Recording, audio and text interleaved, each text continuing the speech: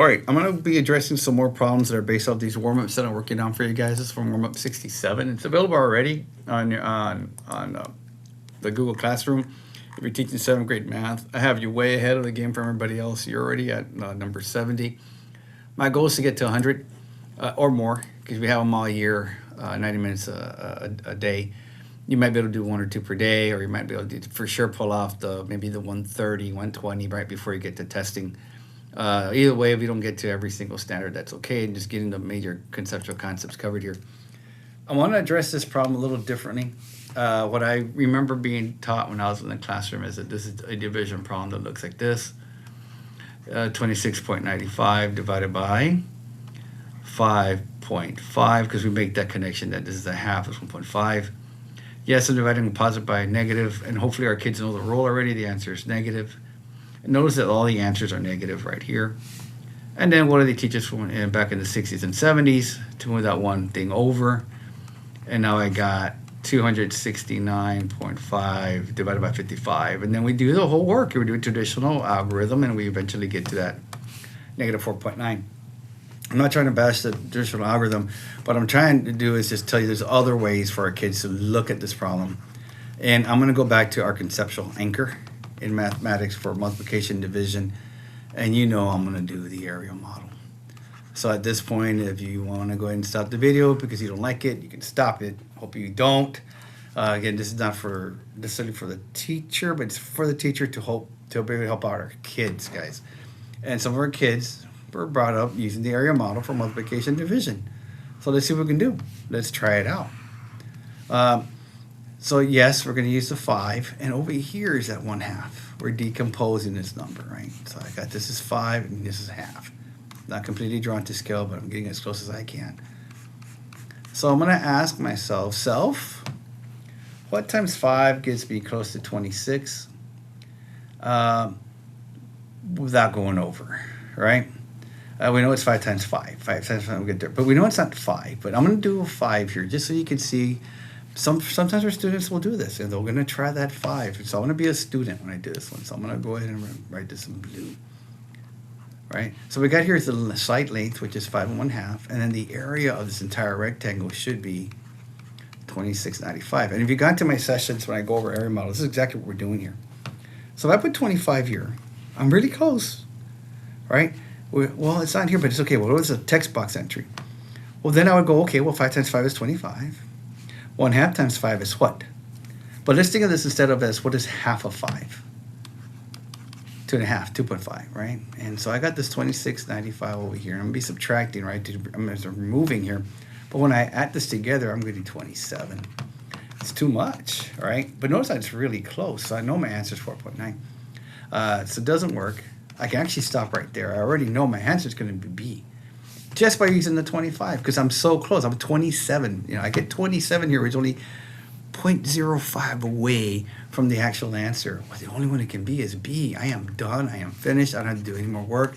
I put answer choice B, and I'm a hero. I passed the state test in 7th grade math, which is really difficult to do, and I'm golden. See, by just doing that alone, by using the area model, I did the wrong number, and I knew by getting really close to the answer with that wrong number that it has to be B.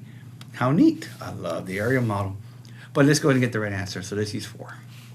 5 times 4 is 20. What is half of 4? 2. So minus 22.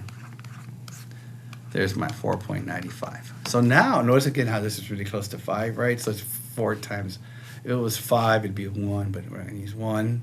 The value 1. It's going to be a number smaller than 1. So at this point, you're going to be going to yourself, okay, Mr. Paul, what are the kids going to be able to do here? Well, I'm going to add another little point here because I'm going to break this into little parts. I could say the whole thing is 0.9 from here to here, and then go, what's 5 times 0.9, and get that 4.5. Half of 0.9 is 0.45, and then we're going to get to that 495. If they're good at seeing that, wow. But I know most of our kids, they don't see it. So I'm going to use 0.5, which is really what? Half. So again, we talked about that half, right? What is half of 5? 2.5, right? And what is half of a half? 0.25. You can even have that conversation, 1/4. Add that up. 250 and 0.25 will be minus 2.75. Now I have 2.20, right? Okay, well, I've had kids that can go say, this is a 2, and they keep working it. I'm going to do that actually right now. I'm going to pretend that I don't know my 4s very well, but I know my 2s, right? So I'm going to call this 0.2. And as I'm doing 0.2 and 0.2, because we're going to do it twice, you'll see that 0.4 popping up, kind of in the back of your head. What is 5 times 0.2, or what is 2/10 of 5? If I multiply this, I'm not going to get a 10. I'm going to get a what? A 1. If I multiply this again over here, I get a what? Well, 1. Well, there's my 2. And then what is 0.2 times 1/2? Well, the kids will kind of tell you, well, it's not 1. It's what? 0.1. Or what is half of 0.2?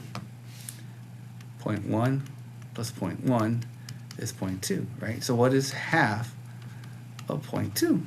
0.1. So here's my 0.1 and my 0.1. So there's my 0.2. And there's my answer. Get it?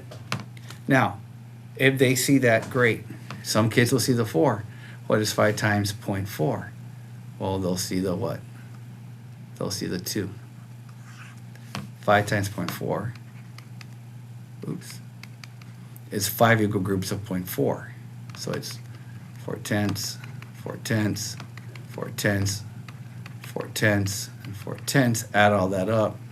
20/10 is what? It's 2. And you just take it from there.